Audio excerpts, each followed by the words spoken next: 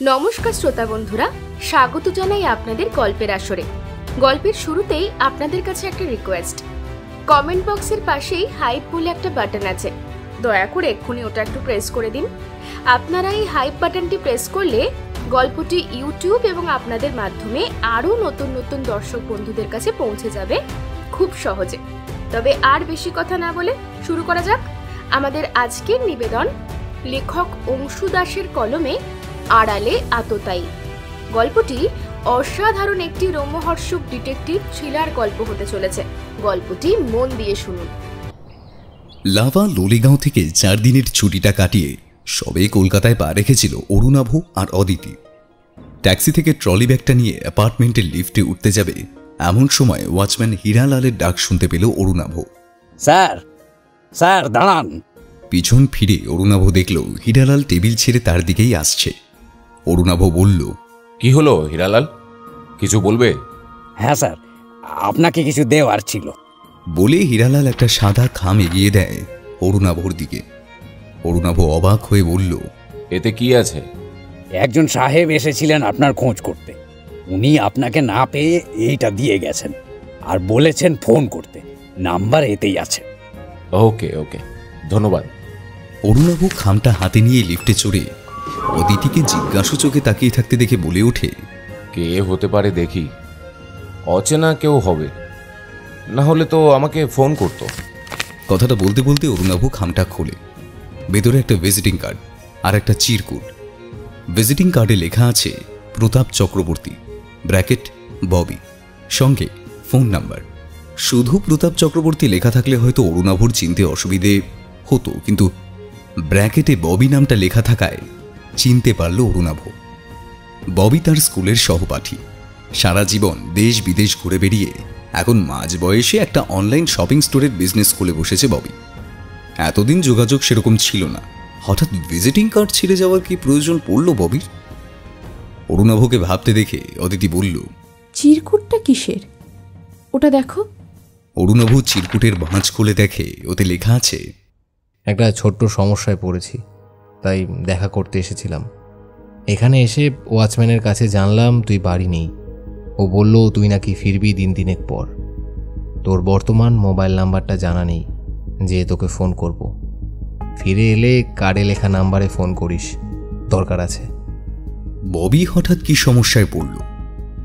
দেশ বিদেশের নানা জায়গায় ঘুরে বেরিয়ে দিব্যি নির্ঝঞ্ঝাট অবিবাহিত জীবন কাটাচ্ছে সে। অদিতিকে চিরকুটটা দেখালো অরুণাভ। অদিতি বলল, তোমাকে তুই তুকারি করছেন কে ইনি? এই আমার স্কুলের বন্ধু প্রতাপ চক্রবর্তী, ববি নামে বেশি পরিচিত। কই, আগে তো শুনিনি এই নামের কোনো বন্ধু আছে বলে। ও তো বেশিরভাগ বাইরেই থাকে, যোগাযোগ ছিল না বললেই চলে। দেখো ফোন করে কি বিপদ হলো ওনার। অরুণাভ মনে মনে ভাবছিল ববির কি বিপদ হতে পারে। আসলে গোয়েন্দার মন তো সবকিছুতেই রহস্যের গন্ধ শুঁকে ফেলতে চায়। দুদিন পর সন্ধ্যা 6টা নাগাদ অদিতি আর অরুণাভ একেবারে ববির অফিসে গিয়ে হাজির। সেদিন বিকেলেই ববির দেওয়া নাম্বারে অরুণাভ ফোন করেছিল। ববি বলেছিল সমস্যার কথা সে সামনাসামনি দেখা করেই বলবে, এমন কিছু গুরুতর নয়, তবে সমস্যার সমাধান করতে অরুণাভ অদিতিকে ওর অফিসে যেতে হবে। অফিসের কাছাকাছি এসেই জায়গা জানার জন্য অরুণাভ আর একবার ববিকে ফোন করে নিয়েছিল। সেই মতোই অফিসের সামনে এসে হাজির ওরা। অফিসের নাম লেখা আছে ই মার্কেট, এটাই ববির অফিস। ববি বলেছিল 6টার পর আসতে, কারণ ওই সময়ে ওর সব এমপ্লয়িরা বাড়ি চলে যায়। অদিতি দেখল অফিস প্রায় ফাঁকা। মেন দরজার সামনে একজন বছর 25-26-এর যুবক চেয়ারে বসে মোবাইল নিয়ে এক মনে নাড়াচাড়া করছে। অদিতি কিছুটা এগোতেই একজন কালো চশমা পরা লোক এসে অরুণাভকে বলল, এই তোরা চলে এসেছিস, তোদের জন্যই বসে আছি, চল ভেতরে গিয়ে কথা বলবো। অরুণাভ লোকটাকে দেখে হেসে অভিবাদন করলো দেখে অদিতি বুঝল এই তবে সেই ভিজিটিং কার্ডের মালিক প্রতাপ ওরফে ববি। অরুণাভ বলেছিল ওর সহপাঠী, দেখে একটু বয়স বেশি মনে হচ্ছে। লোকটার পিছন পিছন অদিতি আর অরুণাভ একটা ঘরে ঢুকল। ঘরটা সম্ভবত ববির নিজের পার্সোনাল চেম্বার। এই সময় অদিতি খেয়াল করল ববি নামের লোকটা ডান পাটা একটু টেনে টেনে চলছে। পায়ে নিশ্চয়ই কোনো সমস্যা আছে। ভিতরে ঢুকে ববি বলল, তোরা দুজন বস, জানবো কিছু স্ন্যাক্স? আরে না না, ওসব লাগবে না। তুই আগে বল কি দরকার, কি জন্য ডেকেছিস? আরে সেসব হবে, এতদিন পর দেখা, কেমন আছিস বল? আর বিয়ে কবে করলি জানতেই তো পারলাম না। তোর বাগবাজারের বাড়িতে নেমন্তন্ন পাঠিয়েছিলাম, তুই তো দেশেই ছিলিস না। প্রভাসদা বলল যে তুই তখন নেদারল্যান্ডে গেছিস। হ্যাঁ, দাদা বলেছিল বটে, তবে কাজের নেশায় কোনো কথাই খেয়াল করা হয়নি। তুই তো জানিস এই পর্যন্ত আমি বিয়ে করিনি একটাই কারণে, আমার শখ দেশে বিদেশে ঘুরে মানুষের জীবনযাত্রা দেখা, পাহাড়ে ট্রেক করা, জঙ্গলে তাঁবুতে দিন কাটানো। বিয়ে করলে কি আর এসব হয়?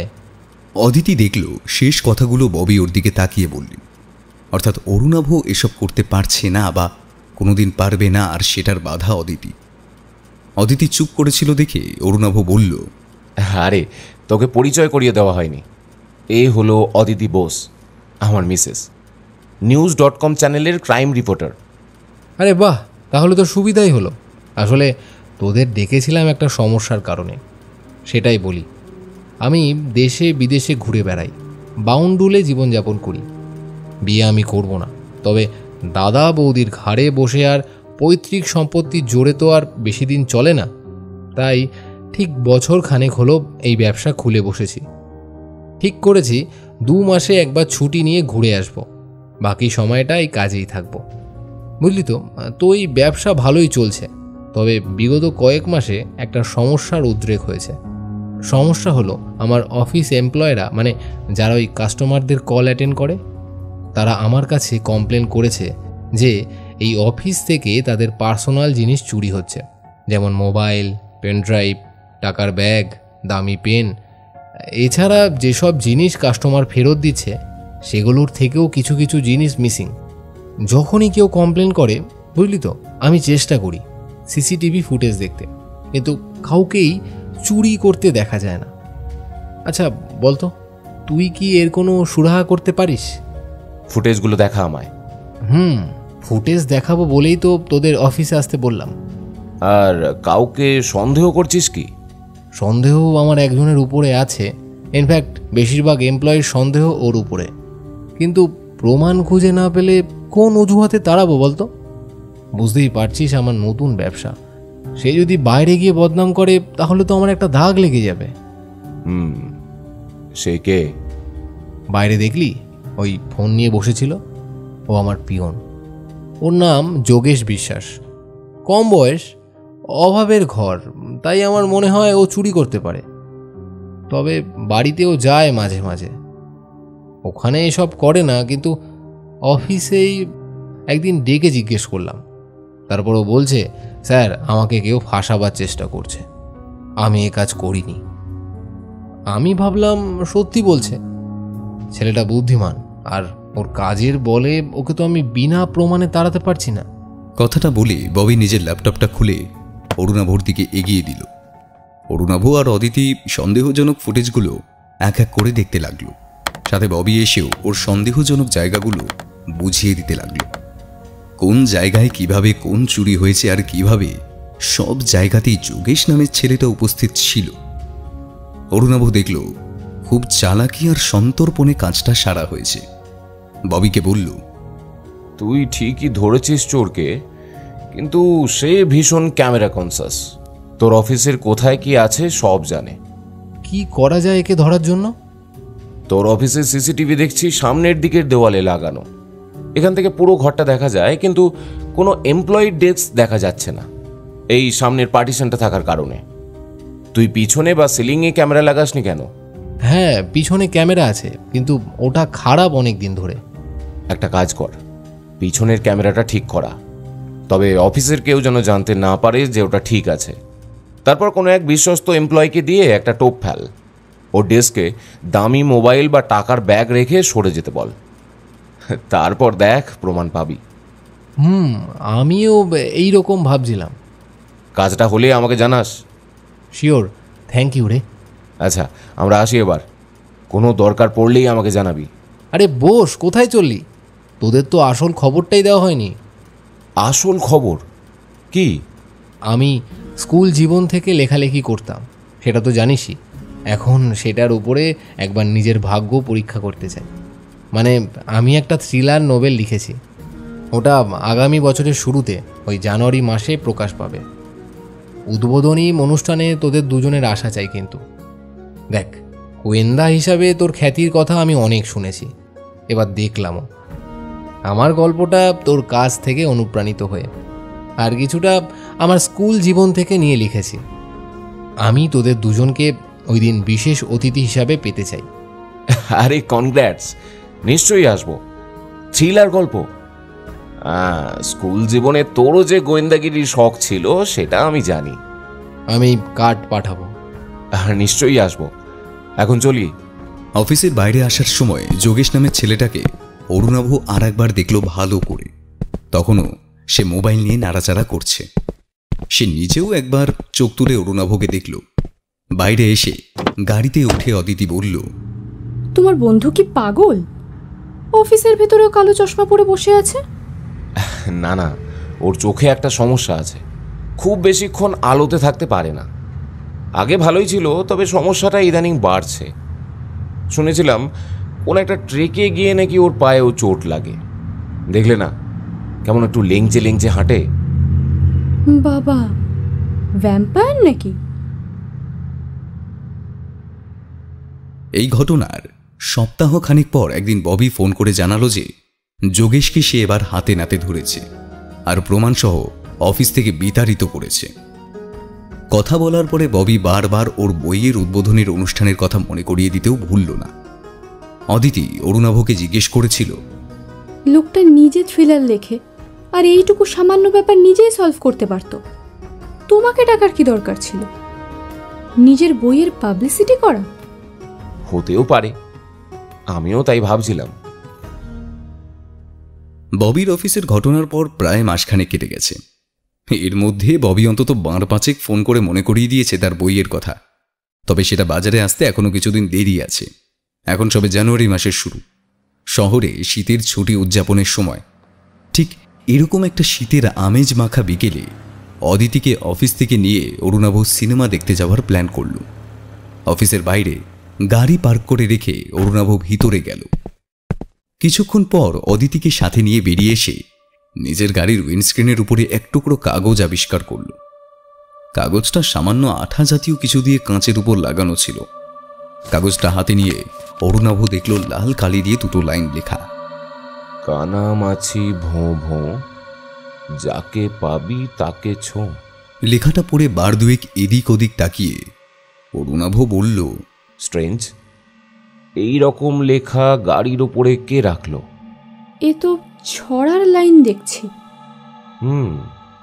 কিন্তু কেউ ইচ্ছে করে গাড়িতে রেখে গেছে। সিনেমা দেখতে যাওয়ার সময় হচ্ছিল বলে অরুণাভ তখন চিরকুটটা গাড়ির মধ্যেই ক্যাবিনেটে রেখে দেয়। কিন্তু ব্যাপারটা যত সোজা বলে মনে করেছিল অরুণাভ, আসলে ততটা সোজা নয় সেটা। প্রায় ঘন্টা 3 পর যখন সিনেমা হল থেকে অরুণাভ আর অদিতি বাইরে এসে পার্কিংয়ের কাছে এলো, ঠিক আবার একটা ওই রকম আগের মতোই চিরকুট পেল। ওতেও ঠিক একই কথা লেখা। প্রথমে অরুণাভ ভাবল ওকে কেউ কোনো ক্লু দেওয়ার চেষ্টা করছে। 2টো চিরকুটি হাতে নিয়ে দেখল সে একই ব্যক্তির লেখা বলে মনে হয়।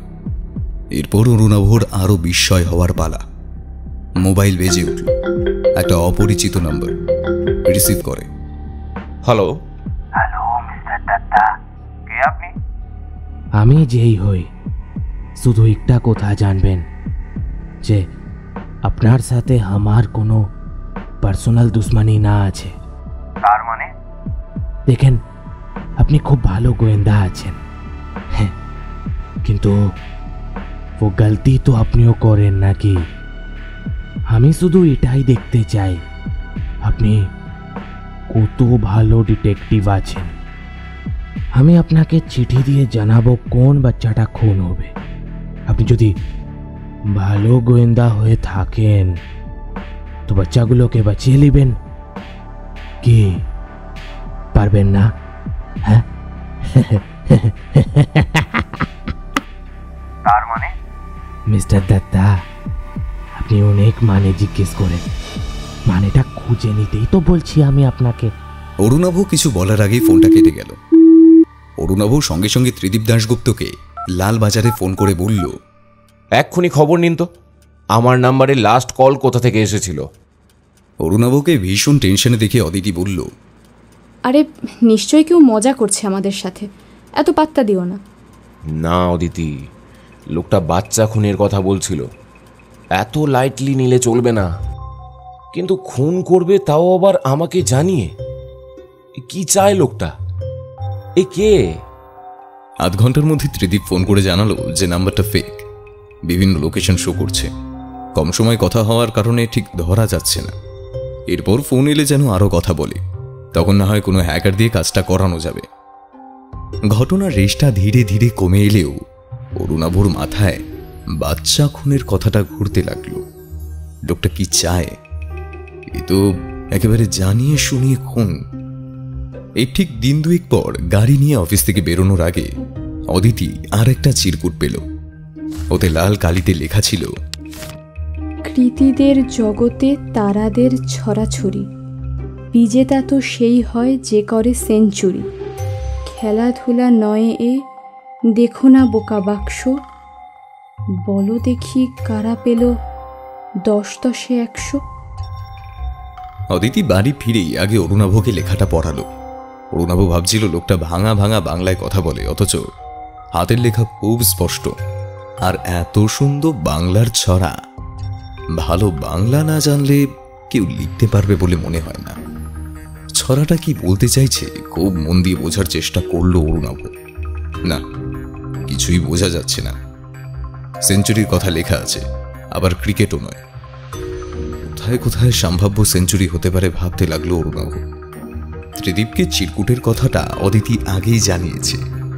সে বলেছে ফোন এলে যেন বেশিক্ষণ কথা বলার চেষ্টা করা হয়, কিন্তু ঘন্টা খানেক পেরিয়ে গেলেও কোনো ফোন আসেনি এখনো।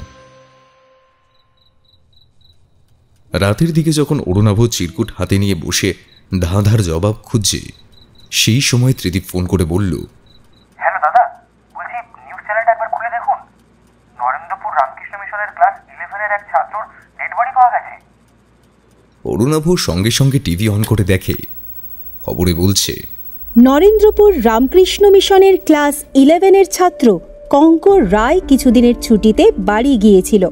আজ সকালে বাড়ি থেকে বেরিয়েছিল বন্ধুর বাড়ি যাওয়ার উদ্দেশ্যে। তারপর বিকেলেও সে বাড়ি না ফেরায় বাড়ি থেকে ফোন করা হলে ফোন সুইচ অফ আসে। বাড়ির লোক পুলিশে খবর দেয়। 24 ঘন্টা না হওয়ায় পুলিশ অফিসিয়ালি রিপোর্ট নেয়নি। এর মধ্যে একজন খবর দেয় গার্ডেন রিচের কাছে একটা বড় ড্রামের মধ্যে লাশ পাওয়া গেছে। পুলিশ গিয়ে কঙ্কর বাড়ির লোকের মাধ্যমে লাশ শনাক্ত করে। কঙ্কর রায়ের বাড়ি ভবানীপুরে। তুমি নরেন্দ্রপুর মিশনে পড়েছিলে না? রাইট, মানে এই চিরকুটটা যে দিচ্ছে সে আমাকে কিছু বলতে চাইছে। অরুণাভর মুখের কথাটা শেষ হতে না হতেই আবার একটা আননোন নাম্বার থেকে কল এলো। হ্যালো হ্যালো মিস্টার দাদা, আপনি নিশ্চয়ই খবরটা দেখেছেন, এবার একটু সিরিয়াস হন। আশা করি খবরটার ইম্পর্টেন্স বুঝতে পারছেন। কি চাইছেন আপনি? আরে বাবা, সেটা তো আপনার খোঁজার কথা মিস্টার ডিটেকটিভ। চলেন, আমি আপনাকে একটা ক্লু और দিয়ে দিচ্ছি, নিজের বচপনে ফিরে যাবেন।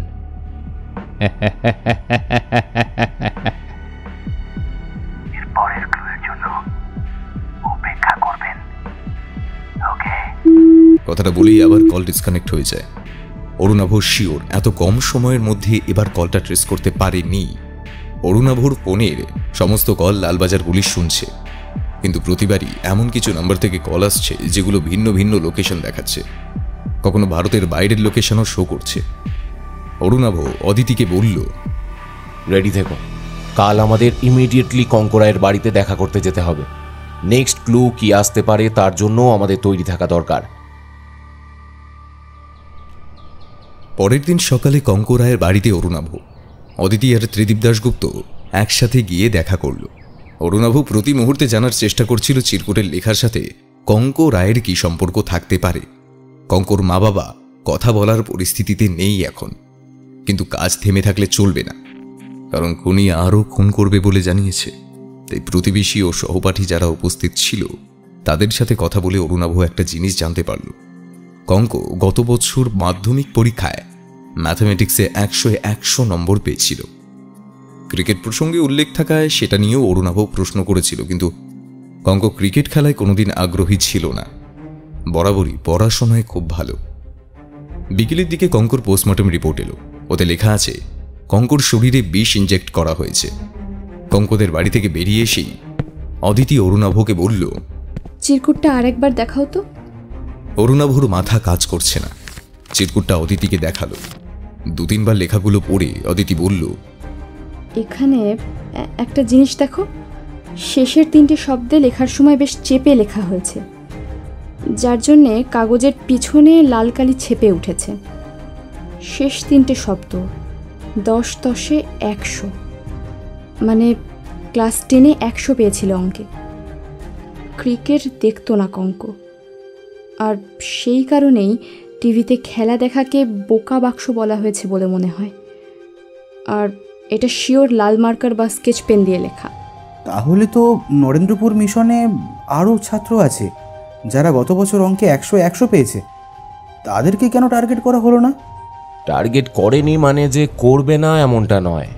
তুমি তাড়াতাড়ি খবর নাও কে কে এমন আছে, তাদের প্রোটেকশনের ব্যবস্থা করো।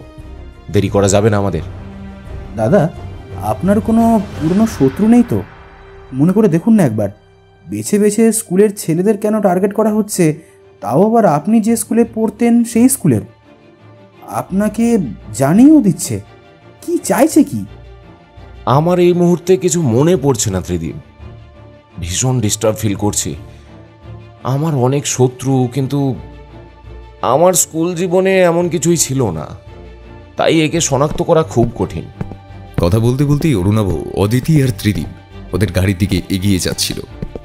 গাড়ির কাছে পৌঁছতেই আবার উইন্ডস্ক্রিনের উপরে রাখা একটা চিরকুট পেল অরুণাভ। আবার সেই একই রকম ছাপওয়ালা লাল কালি, তবে এবার ধাঁধার সমাধান ওরা করে ফেলল তাড়াতাড়ি। লেখা ছিল, সাদা কালো, কালো সাদা সব ষড়যন্ত্রী, হাতি ঘোড়া পেয়াদা রাজা আর মন্ত্রী, সোজাসুজি কোনাকুনি চলে বিনা তলোয়ার, মেপে যদি চলো তুমি হবে বড় খেলোয়াড়। দাবা খেলা, এটাতে সবকটা শব্দ দাবার সাথে যুক্ত। দেখো, সোজাসুজি কোনাকুনি মানে গজ আর মন্ত্রী, বিনা তলোয়ার মানে দাবা খেলা is kind of war without weapon. এখানে শেষ শব্দে খেলোয়াড় কথাটাও লেখা আছে। এর সাথে আমার একটা সম্পর্ক আছে। আমি নরেন্দ্রপুরে পড়ার সময় স্কুলের বেস্ট দাবাড়ু হয়েছিলাম একবার। ডিস্ট্রিক্ট লেভেলেও স্কুলকে রিপ্রেজেন্ট করেছি একবার। আমার মনে হয় আমাদের এক্ষুনি মিশনে যাওয়া উচিত। এই বছরের প্রথম দাবাড়ু কে আছে ওখানে জানতে হবে। অরুণাভ অদিতি নরেন্দ্রপুরের উদ্দেশ্যে বেরিয়ে পড়ল, সাথে ত্রিদীপও। ওখানে গিয়ে 100 পাওয়া ছাত্রদের খোঁজ মিলবে। লালবাজারের একটা টিমকে নরেন্দ্রপুরের দিকে আসার জন্য বলে দিয়েছে ত্রিদীপ, কিন্তু বছরের শুরুর এই সময় বেশিরভাগ ছাত্র ছুটিতে আছে।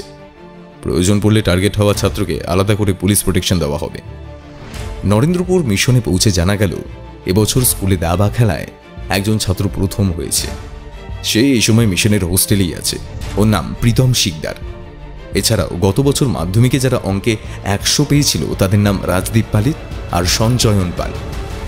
এদের প্রত্যেককেই পুলিশ প্রোটেকশন দেওয়া হয়েছে। তবুও অরুণাভ ভাবছে এদের মধ্যে কেউ যদি না হয়, কারণ আততাই যেই হোক না সে নিশ্চয়ই আগে প্ল্যান করে তারপর ধাঁধা লেখা চিরকুট দিয়ে যায়।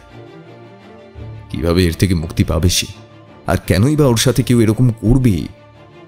অরুণাভর শত্রু অনেক, কিন্তু অতীত নিয়ে ঘেটে মাথা খাটিয়ে ধাঁধা লিখে খুন করবে এরকম একটাও লোকের কথা মনে পড়ছে না অরুণাভর। গতকাল লালবাজার থেকে পুলিশের টিম মিশনে আসার পর অরুণাভরা ওখান থেকে বাড়ি ফেরার জন্য রওনা হয়। ফিরতে ফিরতে সন্ধ্যা হয়ে গিয়েছিল। মানসিক চাপ বেশি হলে শরীরে ছাপ পড়বেই। এত ক্লান্তি সত্ত্বেও অরুণাভ সারা রাত একটুও ঘুমোতে পারেনি। অন্যের কেস সলভ করা আর নিজের ক্ষেত্রে সেটা করার মধ্যে যে আকাশ পাতাল তফাৎ, সেটা হারে হারে টের পাচ্ছে অরুণাভ। কথায় আছে, বুদ্ধির বানানো নিজের ওষুধ কখনো নাকি নিজের কাজে আসে না। দুদিনেই কেমন চোখের তলায় কালি পড়েছে অরুণাভর। এত কম সময়ের মধ্যে একটা নিরপরাধ ছেলের মৃত্যু ঠিক মেনে নিতে পারছে না অরুণাভ। তাও আবার খুন হবে সেটা আগে থেকেই জানত সে। নিজের অক্ষমতার কথা ভেবে ডান হাতের মুঠোটাকে দেওয়ালে ঘুষি মেরে রাগ প্রশমিত করতে চাইল অরুণাভ। দেওয়ালে একটা দুম শব্দ হওয়াতে পাশে ঘুমিয়ে থাকা অদিতি জেগে উঠে বসেছে। অরুণাভর কাঁধে হাত রেখে বলল, সব কিছুর একটা শেষ থাকে, এটাও হবে, তুমি চিন্তা করো না, পুলিশ আছে তো। অরুণাভ অদিতির কথায় কোনো উত্তর দিতে পারে না, শুধু একটা লম্বা দীর্ঘ নিঃশ্বাস ছাড়ে। ঠিক সেই সময় অরুণাভর ফোনটা বেজে ওঠে। স্ক্রিনে ত্রিদীপের নাম। হ্যালো দাদা, একটা বিশাল বড় ভুল হয়ে গেছে আমাদের। কি ভুল? মিশনে প্রোটেকশন দিয়েছিলাম, কিন্তু ওখানে কিছুই হয়নি। হয়েছে ইন্দ্রজিৎ সেন নামে একজনের। ইন্দ্রজিৎ সেনকে? 3 বছর আগে নরেন্দ্রপুরে পড়তো। ওখানে পড়ার সময় সে দাবা চ্যাম্পিয়ন ছিল, আর ওই সময় সে ডিস্ট্রিক্ট লেভেলে খেলেও বিজেতা হয়েছে। অরুণাভ ত্রিদীপের কথাটা শুনে আবার নিজের মুঠোটা সজোরে দেওয়ালে চালিয়ে দেয়। বলে, সেট ত্রিদীপ, আমরা জানতাম যে খুনি আমার শত্রু। আমি ডিস্ট্রিক্ট লেভেলে খেলেছি। ও টার্গেট তাকেই করবে যে আমার সমকক্ষ।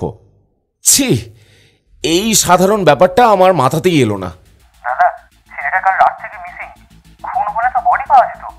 খোঁজো ত্রিদীপ, খোঁজো, নিজের সমস্ত শক্তি লাগিয়ে দাও। ছেলেটাকে যে কোনোভাবে পাওয়াটা খুব জরুরি। এসব কথা বাইরে বেরোলে তোমাদের সঙ্গে সঙ্গে আমারও বদনাম। দরকার পড়লে তোমাদের গোয়েন্দা বিভাগের লোক লাগাও। ওদের নেটওয়ার্ক ভীষণ পাওয়ারফুল। আমি বিন্দু মাত্র রিস্ক নিতে চাই না। ঠিক আছে দাদা, তুমি কিন্তু সাবধানে থেকো। আর নিজেকে দয়া করে দোষী মনে করো না, তোমার তো কোনো হাত নেই এখানে। ফোন রেখে অরুণাভ আর একটা সিগারেট ধরালো। অদিতি খেয়াল করেছে অরুণাভ খুব টেনশনে থাকলে কিছুতেই লাইটার জ্বালাতে পারে না। ওর ডান হাতে একটা মৃদু কম্পন হয়। এবারও তাই হচ্ছিল। অদিতি জেনে বুঝেই অরুণাভকে বিরক্ত করে না। এর মধ্যেই দ্বিতীয়বার অরুণাভর ফোনটা বেজে উঠল। মোবাইল স্ক্রিনে ববির নাম। অরুণাভ জানে এই সময় ববি কি বলবে। ওর লেখা থ্রিলার বইটা আজকেই উদ্বোধন হচ্ছে, সেটা মনে করিয়ে দেওয়ার জন্য ববি ফোন করেছে। অরুণাভ খুব অনিচ্ছা সত্ত্বেও ফোনটা রিসিভ করে। ওদিকে ববির গলায় উচ্ছ্বাস। কিরে, মনে আছে তো? আজকে সন্ধ্যা 7টার সময় অদিতিকেও নিয়ে আসবি। আমি একটা খুব ঝামেলায় পড়েছি ববি, আমি যেতে পারবো না। পারবি না? না রে, কিছু মনে করিস না, খুব সিরিয়াস কেস। না হলে আমরা নিশ্চয়ই যেতাম। তোরা আসবি না? আসলে আমি তোদের না জানিয়েই বিশেষ অতিথির আসন দিয়েছিলাম। আমার বইটা তো তোর নামেই উৎসর্গ করা। তোর গোয়েন্দাগিরিতে অনুপ্রাণিত হয়ে আমি উপন্যাসটা লিখেছিলাম। তুই এলে এটা তোর জন্য সারপ্রাইজ থাকতো। ঠিক আছে, তুই কাজ কর, তোর বাড়িতে 1 কপি বই পাঠিয়ে দেবো। অরুণাভ মোবাইলটা রেখে দিয়ে উঠে দাঁড়ায়। অদিতিকে বলল, আমি কিছুক্ষণ একা থাকতে চাই। এই কেস সংক্রান্ত কোনো ফোন এলে তবেই আমাকে দিও। মোবাইলটা রাখো তোমার কাছে। ববির অনুষ্ঠানে যেতে পারতে, ভালো লাগতো ওনার। তুমিও ফ্রেশ হতে একটু। এখন আর ইচ্ছা নেই অদিতি। আচ্ছা, ববিও তো তোমার নরেন্দ্রপুরে পড়তো। ওকে একবার বলে দেখো না এই ব্যাপারটা। ও যদি কিছু জানতে পারে কে করছে। বলা যায়, তবে এটা নিয়ে ওর সঙ্গে আলোচনা করতে চাইছি না। কম বয়সের ছেলেগুলো এভাবে খুন হচ্ছে। এত সিরিয়াস কেস প্রফেশনালদের হাতে থাকাই ভালো। আর আমাদের মতো প্রাইভেট গোয়েন্দা কিন্তু খুনের মতো কাজে পুলিশের সাহায্য করতে পারে, হস্তক্ষেপ নয়। অনেক আইনি ঝামেলা আছে। কিন্তু এখানে তুমি একরকম ভিকটিম। খুনি তোমাকে ক্লু দিচ্ছে। বাঁচার জন্য তোমারও উচিত সব রকম চেষ্টা করা। দেখি ত্রিদীপ কি বলে। আমি এক্সপার্টের সাহায্য ছাড়া কিছুই করতে পারছি না। কথাগুলো বলে অরুণাভ ফ্রেশ হওয়ার জন্য বাথরুমে চলে গেল। ইন্দ্রজিৎ সেনের লাশ কোথাও পাওয়া যায়নি। তার বাড়ির লোকজন, থানা, পুলিশ, মন্ত্রী, নেতা একাকার করে দিচ্ছে। এই সময় শান্ত থাকাটা খুব জরুরি অদিতি জানে। এছাড়াও অদিতির মনে হচ্ছিল যে অরুণাভ নেক্সট চিরকুট বা ক্লুয়ের অপেক্ষা করছে। আর হলেও সেটাই। পরের দিন সকালেই অফিস যাওয়ার জন্য গাড়ি বের করতে গিয়েই ওয়াচম্যানের কাছে পরের চিরকুটটা পেল অদিতি। এবারও লাল কালিতে লেখা, তবে ধাঁধাটা একটা বাউন্সার আর সাদা খামে মোড়ানো। মানে বোঝা যাচ্ছে না। লেখা ছিল, ধরো দেখি আমাকে, পাও যদি নাগালে, হাওয়াতে কাটো সাঁতার, থাকো নিজে সামনে, চাও যদি ধরতে এক ছুটে ঘোড়াকে, এসো তবে সেই ঘাসে, পারবে কি হারাতে? অদিতি চিরকুটে চোখ বুলিয়েই আগে ওয়াচম্যানকে জিজ্ঞেস করলো, কে দিয়ে গেল? জানি না ম্যাডাম, গেটের কাছে একজন হেলমেট পরা লোক এসে বলল মিস্টার দত্তকে দিয়ে দিতে। আমি জানতাম আপনি অফিস যাবেন, তখন দেব। মুখ দেখনি? কালো হেলমেট পরা, এলো আর গেল। গাড়ির নাম্বার? নাম্বার তো দেখিনি। কি গাড়ি ছিল? লাল রঙের বাইক ছিল, মডেলটাও খেয়াল নেই। কিরকম চেহারা? ওই যেমন হয় সাধারণ মাঝবয়সীদের মতোই। অদিতি চিরকুট নিয়ে আগে ত্রিদীপকে শোনালো, তারপর ঘরে ফিরে এসে অরুণাভকে চিরকুটটা দিল। অরুণাভ বলল, কঠিন ধাঁধা। আর প্রত্যেকবারের মতো এবার লাল কালির লেখা হলেও কোনো শব্দের উপরে চেপে লেখা নেই। ঘোড়া, ঘাস, হাওয়াতে সাঁতার, এইগুলো কি রেসের মাঠকে বোঝাচ্ছে? এর আগে অঙ্ক আর দাবা, এবার দেখো রেস। সবই কম্পিটিশনের মতো। তবে ঘোড়াটা এখানে প্রতীকী হিসাবেও ব্যবহার করা হয়ে থাকতে পারে। মানুষের রেসও তো হয়। হ্যাঁ, কিন্তু আমি কোনোদিন দৌড়ানোর কম্পিটিশনে নাম দিইনি, দিলেও বিজেতা হয়নি। তাহলে এখানে হাওয়াতে সাঁতার মানে কি হতে পারে? অরুণাভর মুখের কথা শেষ হওয়ার আগেই ফোন বাজল। এবার একটা landline number. Hello. Hello mister Datta, কেমন আছেন? দম থাকলে সামনে আয়। তোর শত্রুতা আমার সঙ্গে। ওই ছেলে দুটো তোর কি ক্ষতি করেছিল? আরে দেখো দেখো, নারাজ হচ্ছেন কেন? আরে আমাকে সামনে আনা তো আপনার কাজ আছে। আমি তো সেটাই করতে বলছি আপনাকে। ও চিঠিটা পেয়েছে নিশ্চয়ই।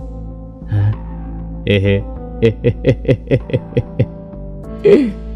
এবার কি খুব কঠিন হয়ে গেল? ওকে, আপনি আমার পার্সোনাল দুশ্মন না আছেন। আপনি আমায় খুঁজে বের করতে পারলে জানবো আপনি সেরা ডিটেকটিভ আছেন। আই রিপিট, আপনি আমার পার্সোনাল দুশ্মন না আছেন। কথাটা শেষ হলো আর ওপাশ থেকে খটাস করে রিসিভার নামানোর শব্দ এলো। অরুণাভ রিং ব্যাক করলো নাম্বারটায়। কেউ তুলল না। ত্রিদীপকে নাম্বারটা দিল অরুণাভ। নিজেই বারবার রিং ব্যাক করতে থাকলো। একসময় ফোনটা একজন ধরে বললেন, হ্যালো, এটা কার নাম্বার? একটু আগে এখান থেকে আমাকে কে কল করেছিলেন? এটা পাবলিক বুথ। কয়েন দিয়ে কথা বলতে হয়। আপনি কে? আমি ফোন করতে এসেছিলাম, দেখি ফোন বাজছে। এটা কোন জায়গা? কৈখালি, এয়ারপোর্টের কাছে।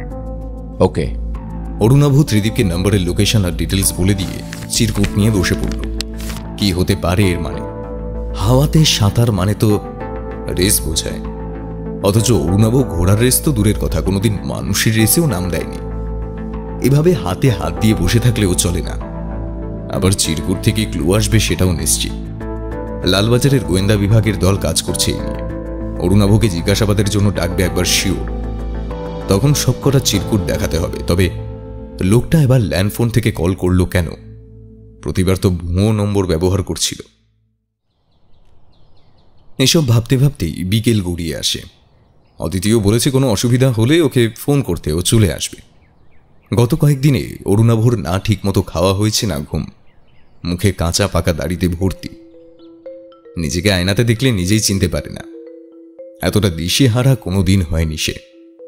খুব ভালো করে বুঝতে পারে অন্যের কেস ডিল করা আর নিজের কেস ডিল করার মধ্যে আকাশ পাতাল তফাৎ।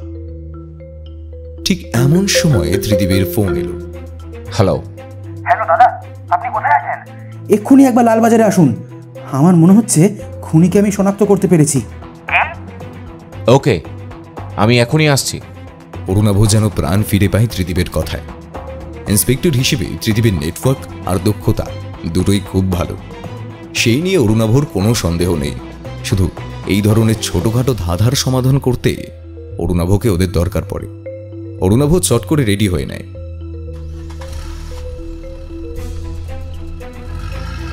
ঘন্টা খানেকের মধ্যে লালবাজারে চলে আসে। লালবাজারে গিয়ে দেখে অদিতিও সেখানে বসে আছে। বুঝতে পারে ত্রিদীপ ডেকে পাঠিয়েছে। ওর হাতে একটা লাল কালো মলাটের হার্ড বাইন্ডিং এর বই। বইটা খুলে অদিতি পড়ছিল। অরুণাভকে দেখে সেটা এখন বন্ধ করেছে। অরুণাভ সেদিকে নজর না দিয়ে ত্রিদীপকে বলল, কি ব্যাপার বলতো? ত্রিদীপ অদিতির কাছ থেকে সেই বইটা চেয়ে নিয়ে অরুণাভর দিকে এগিয়ে দিয়ে বলল, এই বইতেই সমাধান আছে সব। অরুণাভ বইটা হাতে নিয়ে দেখল বইটার নাম ব্যক্তিগত শত্রু, লেখক প্রতাপ চক্রবর্তী ব্র্যাকেটে ববি। অরুণাভ বলল, কি আছে এতে? এইটা তো আমার বন্ধু ববির লেখা বই। শুনলে তোমার খারাপ লাগবে, তবে আমরা অনুমান করছি ববি খুনি। হোয়াট? কি সব রাবিশ কথাবার্তা! ঠিক বলছি, বইতে যে পাতাগুলো মার্ক করা আছে সেখানে কিছু 4 লাইনার আছে, একবার ওগুলো পড়ে দেখো। অরুণাভ বই নিয়ে পড়তে শুরু করে। প্রথমে 33 পাতায় মার্ক করা। সেখানে আছে প্রথম চিরকুটের লেখাটা, কৃতীদের জগতে তারাদের ছড়াছড়ি, বিজেতা তো সেই হয় যে করে সেঞ্চুরি, খেলাধুলো নয়ে দেখো না বোকা বাক্স, বলো দেখি কারা পেল 10 10 100। হ্যাঁ দাদা, এছাড়াও আর একটা ব্যাপার আছে। সকালে যে ল্যান্ডফোন থেকে ফোন এসেছিল, সেই বুথের সামনে একটা বিশাল দোতলা বাড়ি আছে, যার গেটের সিসিটিভিতে ওই সময় একজন বোরখা পরা মহিলাকে বুথ থেকে বেরোতে দেখা গেছিল। উনি লেংচে হাঁটছিলেন। আপনার বন্ধু তো শুনেছি এক পায়ে লেংচে হাঁটেন। ত্রিদীপের কথা শুনে অরুণাভ ধপ করে চেয়ারে বসে পড়ে বলল, আমি কিছুই ভাবতে পারছি না, কিন্তু ববি এরকম কেন করলো? হয়তো তোমার উপরে জেলাস। আর উনি এর আগেও চিরকুট দিয়েছিলেন আমরা হলিডে থেকে ফেরার পর। হ্যাঁ, কিন্তু ওর হাতের লেখা আলাদা। হতে পারে এই কাজে উনি একা নয়। দাদা, অদিতি আর আপনি যান ববির সাথে দেখা করতে, আমরা বরং বাইরেই থাকব। দেখুন, যদি ওনার সাথে দেখা না পান তাহলে কনফার্ম এই কাজ ওনার। সময় তখন বিকেল 5টা। ত্রিদীপের কথা মতো অদিতি আর অরুণাভ ববির অফিস মার্কেটের অফিসের সামনে। ত্রিদীপ ও টিম নিয়ে অফিসের কাছেই থাকবে। অদিতির ব্যাগে একটা মাইক্রোচিপ লাগিয়ে দিয়েছে, যাতে ভিতরের সমস্ত কথোপকথন পুলিশ শুনতে পায়। অরুণাভ একদম শটান ববির কেবিনের সামনে গিয়ে দরজা ঠেলে নর্মাল ভয়েসে বলল, আসতে পারি? আরে তোরা এই সময়? আয় আয় বস, কি খবর? সেদিন তো এলি না, আমি কিন্তু খুব কষ্ট পেয়েছি। অদিতি আর অরুণাভ মুখ চাওয়াচাওয়ি করে। অরুণাভ বলে, তোর বইটা পড়লাম। পড়ে ফেলেছিস? আমি তো আজকেই ভাবছিলাম তোকে বইটা পাঠাবো। না না, অদিতির অফিসে একজন কিনেছিল, সেখান থেকে অদিতি নিয়ে এসেছে। আসলে ত্রিদীপ বলেছিল বইটা একজন পুলিশ কর্মীর স্ত্রী কিনেছিল। সেই পুলিশ কর্মীর চিরকুটের ঘটনাটা জানতেন। ওনার স্ত্রী ওই ধাঁধাগুলো দেখানোয় ওনার সন্দেহ হয়। তখন বইটা থানায় এনে ত্রিদীপের হাতে দেয়। ও আচ্ছা, দেখবি তুই, আমি প্রথম বইটাতেই বাজিমাত করে দেবো। হ্যাঁ, তা তুই করেছিস। ইনফ্যাক্ট শুধু বই লিখেই বাজিমাত করতে পারতিস, আমার থেকেও বেশি নাম কামাতে পারতিস। কিন্তু খুনগুলো কেন করলি? ছেলে দুটো কি দোষ করেছিল? খুন? কিসের খুন? বইতে তো সব লিখেছি। হ্যাঁ, আর সেটাই তুই বাস্তবেও করেছিস। খুন ওই ওই বাচ্চা ছেলে দুটোকে, কঙ্ক আর ইন্দ্রজিৎ। কে কঙ্ক? কে ইন্দ্রজিৎ? কি বলছিস তুই? আমাকে খুলে বল প্লিজ। অরুণাভ বইয়ের এক একটা ব্যাপার খুলে বলে, সাথে চিরকুটগুলো দেখায় ববিকে। এমনকি বোরখা পরে যে ববি ফোন করেছিল সেটাও বলে। সব শুনে ববি বলে, অরুণাভ, তুই ভুল করছিস, আমি এ খুন করিনি। আরে আমি তোর উপর গর্বিত, আমি জেলাস নই। আর এই গল্পে যদিও আমি জেলাসির কথা লিখেছি যে দুই পুরনো বন্ধুর গোপন শত্রুতায় পরবর্তীকালে এভাবে নিরীহ ছেলের খুন হয়, কিন্তু আমার মস্তিষ্ক এখনও বিকৃত হয়নি রে ভাই, আমি এরকম নই। তাহলে বোরখা পরে লেংচে হাঁটছিলেন যিনি, তিনি কে? তোর হাঁটার সঙ্গে কিন্তু যথেষ্ট মিল আছে। বিশ্বাস কর ভাই, বিশ্বাস কর, আমি না। করলাম, কিন্তু তোর লেখা ধাঁধা বই হিসেবে বেরিয়ে আসার আগে কি করে আমার কাছে এসে পৌঁছালো? আরে সেটা তো আমিও ঠিক বুঝতে পারছি না, কিন্তু ভেবে দেখ, আমার মতো অপাহিজ একজনের পক্ষে একটা 17-18 বছরের ছেলেকে কাবু করা সম্ভব কি না? আর সব থেকে বড় কথা হলো আমি বর্ণান্ধ। লাল আর সবুজ আলাদা করে চিনতেই পারি না। ছোট থেকেই কম বেশি চোখের সমস্যায় ভুগছি। সেই কারণে কোনো সরকারি চাকরির পরীক্ষা দিতে পারিনি। আমি এই লেখা কি করে লিখব? বর্ণান্ধ কথাটা অরুণাভকে ভাবিয়ে তুলল। অন্য কাউকে দিয়ে করিয়েছিস? টাকার লোভ দিয়ে? আমাকে অ্যারেস্ট কর, কিন্তু দেখ, শেষ চিরকুটের ঘটনাটা এখনও ঘটেনি। যদি কোনো ছেলে খুন হয় আমি তার জন্য দায়ী হব না। তুই আমাকে জেলে রাখ, তবে যদি আমি আমার সত্যতা প্রমাণ করতে পারি। এই অফিস আর লেখালেখি ছাড়া আর কোনো কিছুতেই আমি আজকাল থাকি না। আপনার চোখে সমস্যা, উজ্জ্বল আলোর দিকে বেশিক্ষণ তাকিয়ে থাকতে পারেন না। তার উপরে আপনি বর্ণান্ধ। এত বড় নভেল কিভাবে লিখলেন? লেখাটা কি আদৌ আপনার নিজের? আমি নিজে লিখি না মিসেস দত্ত। এর আগে যোগেশকে নিয়ে যেতাম বাড়িতে, ওই টাইপ করতো। এখন আরেকজনকে রেখেছি, ওর নাম পল্লব রায়। তোর লেখা তুই যোগেশকে দিয়ে টাইপ করাতিস? সেই যোগেশ তো যাকে চোর হিসেবে ধরলাম তোর অফিসে বসে। হ্যাঁ, ছেলেটা বেশ বুদ্ধিমান আর কাজেরও। নেহাত চুরি করেছিল, তা না হলে ওকে দিয়ে আমার লেখার কাজ বেশ ভালোই চলতো। ও খুব স্পিডে টাইপ করতে পারে। নতুন যাকে রেখেছি তার স্পিড কম, গুচ্ছের বানান ভুল। যোগেশ কি লাল কালি ব্যবহার করতো? হ্যাঁ, আমি শুনেছি একটা লাল কালির মার্কার পেন নাকি ওর কাছে সব সময় থাকে। ওর বাড়ি কোথায়? এখনই যেতে হবে। চেতলার দিকে। ঠিকানাটা ফাইলে আছে, আমি দিচ্ছি। ববির কাছে যোগেশের ঠিকানা নিয়ে অরুণাভ আর অদিতি বেরিয়ে পড়ল চেতলার দিকে। এতক্ষণ ত্রিদীপরা সবই শুনেছে, তারাও সাথেই চলল।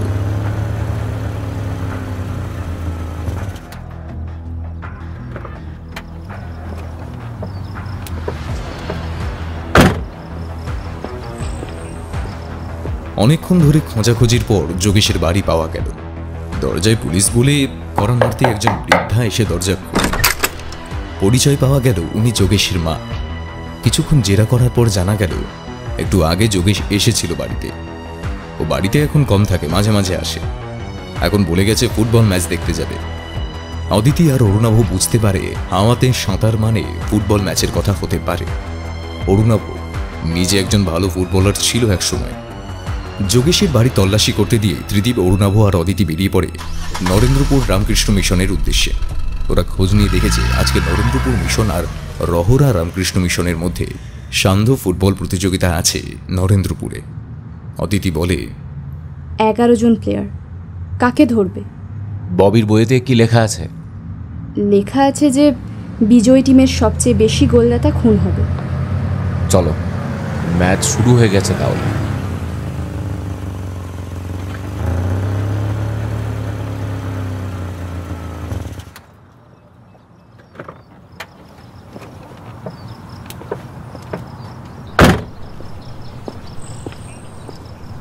অদিতিরা যখন নরেন্দ্রপুরে পৌঁছালো তখন খেলা প্রায় শেষের দিকে। নরেন্দ্রপুর 1, রহরা 1। নরেন্দ্রপুরের সর্বাধিক গোলদাতা কৃষাণু ভট্টাচার্য আর রহরা মিশনের সর্বাধিক গোলদাতা অর্জুন গাঙ্গুলি। কিন্তু ববির ধাঁধাতে ঘোড়া আর ঘাস এসবের মানে আছে একটা। গল্পটা হলো, খনি একসময় ভালো ফুটবলার ছিল, কিন্তু তার বন্ধুর অনিচ্ছাকৃত ভুলের কারণে ফুটবলের মাঠে একটা সাংঘাতিক চোট পেয়ে তার খেলোয়াড় হওয়ার স্বপ্ন মাটি হয়ে যায়। এছাড়াও খুনির বন্ধু ভালো দাবারু, আর অঙ্কে 100-এ 100 পেত বলে একটা প্রতিযোগিতা চলত ওদের মধ্যে। খুনি ছেলেটা কিছু হয়ে উঠতে পারে না, কিন্তু তার বন্ধু নিজের বুদ্ধিমত্তার জোরে ইন্ডিয়ান ইন্টেলিজেন্সে কাজ পায়। এই হিংসার কারণে বদলা নেয় সে, আর বন্ধুকে ফাঁসিয়ে দিতে চায়। অরুণাভুর ক্যালকুলেশন অনুযায়ী নরেন্দ্রপুর ম্যাচ হেরে যাক বা জিতে যাক, যোগেশ কৃষাণুকে টার্গেট করবে। মাঠে উপস্থিত পুলিশের টিম চারিদিকে ছড়িয়ে আছে সাধারণ পোশাকে। যোগেশকে দেখতে পেলেই অ্যারেস্ট করা হবে। কিন্তু অদিতির মনে একটা প্রশ্ন আসছে। সে বলল, বইটা পাবলিশ হয়ে গেছে, তোমার মনে হয় যোগেশ এখানে খুন করতে আসবে? আসবে আসবে। ও চায় ও আমাদের চোখের নিচ দিয়ে খুন করে বেরিয়ে যাবে। আমরা সব জানার পরেও কিছুই করতে পারবো না। সিরিয়াল কিলারদের এই ধরনের মানসিকতা কাজ করে আমি কিন্তু দেখেছি। তবে এখানে ও আসবে ছদ্মবেশে। কথাটা বলে অরুণাভ হাতের বাইনোকুলার নিয়ে মাঠের চারিদিকে ঘোরাতে থাকে। ততক্ষণে রহরা মিশনের অর্জুন গাঙ্গুলি আর একটা গোল দিয়ে দেয় নরেন্দ্রপুরকে। শেষ অবধি 1-2 ফলাফল নিয়ে রহরা মিশন স্কুল ম্যাচ জিতে যায়। মাঠ থেকে দর্শক বেরিয়ে যেতে শুরু করেছে। পুলিশের লোকজন গেটের সামনে মোতায়েন করা আছে। অরুণাভ অদিতিকে গেটের দিকে এগিয়ে যেতে বলে, নিজে প্লেয়ারদের কমন রুমের দিকে এগিয়ে যায়। অরুণাভ বিশেষ করে কৃষাণু নামের ছেলেটাকে ফলো করতে থাকে। ভিতরের দিকে যাওয়ার পারমিশন থাকে না, কিন্তু স্কুল কমিটির কাছে পারমিশন করিয়ে নিয়েছিল ত্রিদীপ। ভিতরে ছাত্রদের ছাড়া আর কোনো সন্দেহজনক ব্যক্তি ছিল না। অরুণাভ কৃষাণুর কাছে গিয়ে বলল, তোমার নাম কৃষাণু ভট্টাচার্য? হ্যাঁ, কেন? আমি অরুণাভ দত্ত, প্রাইভেট গোয়েন্দা। লালবাজারের পুলিশ এখানে আছে। তোমার উপরে হামলা হতে পারে, খবর আছে আমাদের কাছে। তুমি আমাদের সঙ্গে চলো। অরুণাভর কথা শুনে ছেলেটা হকচকিয়ে যায় প্রথমে, কিন্তু মিশনে কিছুদিন ধরে পুলিশের পাহারা থাকায় আর কঙ্ক রায়ের খুনের ঘটনা জানা থাকার কারণে সে অরুণাভকে বিশ্বাস করে।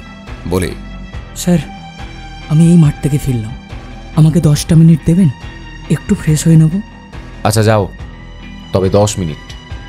কৃষাণু নামের ছেলেটা জার্সি চেঞ্জ করে এসে স্কুলের টয়লেটে ঢুকেছে।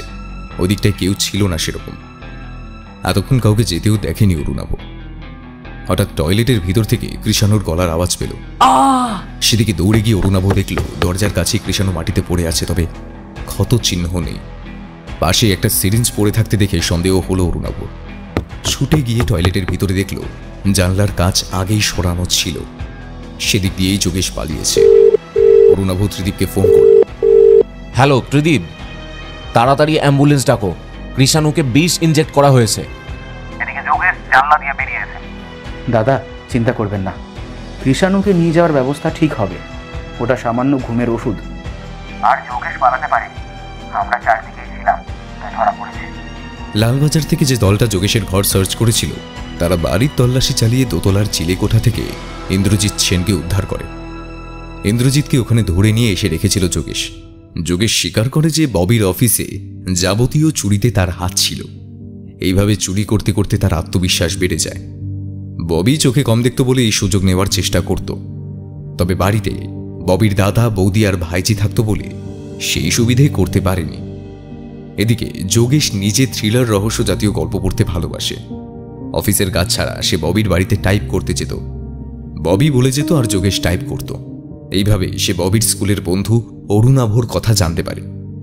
ববি অরুণাভর বিচক্ষণতার ভূয়সী প্রশংসা করত আর বলতো যে এই রহস্য গল্পের সন্ধান সে অরুণাভর থেকে অনুপ্রাণিত হয়ে লিখছে। কিন্তু সেই অরুণাভর হাতেই চুরির ঘটনায় ধরা পড়ে অফিস থেকে বিতাড়িত হয় যোগেশ। ইনকামের রাস্তা বন্ধ হয়ে যায়। অরুণাভর কারণে ববি ওকে অফিস থেকেও বের করে দেয়। এই ব্যাপারটা আত্মসম্মানে লাগে যোগেশের। সে চেয়েছিল অরুণাভকে জব্দ করতে, যাতে ছেলেগুলোকে কিডন্যাপের জন্য ববিকে হেনস্থা হতে হয়। অরুণাভ যোগেশকে লালবাজার থানায় নিয়ে এসে জিজ্ঞাসা করে, কঙ্ককে খুন করলে কেন? খুন করতে চাইনি, আমি ওকে ঘুমের ওষুধ দিয়েছিলাম। ওকে আমি ইন্দ্রজিতের মতোই নিয়ে এসে আমার ঘরে রাখতাম, কিন্তু ঘুমের ওষুধের অ্যালার্জি ছিল, বিষক্রিয়া হয়ে মারা যায়। কঙ্ক, ইন্দ্রজিৎ এরা কেউ আমার মুখ দেখেনি, এদের আমি ছেড়ে দিতাম পরে। আমি চেয়েছিলাম ববি স্যারকে মজা দেখাতে, আর এটা বোঝাতে যে অরুণাভর চেয়েও ভালো গোয়েন্দা আছে। সেই কারণেই তুমি আমাকে ক্লু দিতে? হ্যাঁ, তুমি ভুল করেছিলে। ববির জায়গায় অন্য কেউ হলে তোমাকে পুলিশে দিত। ওর অফিসে প্রায় লক্ষাধিক টাকার জিনিসের তুমি হেরাফেরি করেছো। আর আমি তোমার মতো ফেলুদা বা ব্যোমকেশের নভেল পড়ে গোয়েন্দা হইনি। আমার লাইসেন্স আছে, আর এর জন্য যথারীতি ট্রেনিং নিতে হয়। যোগেশ চুপ করে। অরুণাভর কথাগুলো শুনছিল দেখে অরুণাভ আবার বলল, এই ঘটনায় কারোর মৃত্যু না হলে তোমাকে হয়তো কঠোর শাস্তি থেকে আমি বাঁচাতে চাইতাম, কিন্তু সেটা করা এখন আর সম্ভব নয়, আর অনৈতিকও। আর তুমি সত্যিই আমার ব্যক্তিগত শত্রু নও, তোমার মতো লোক সমাজের শত্রু।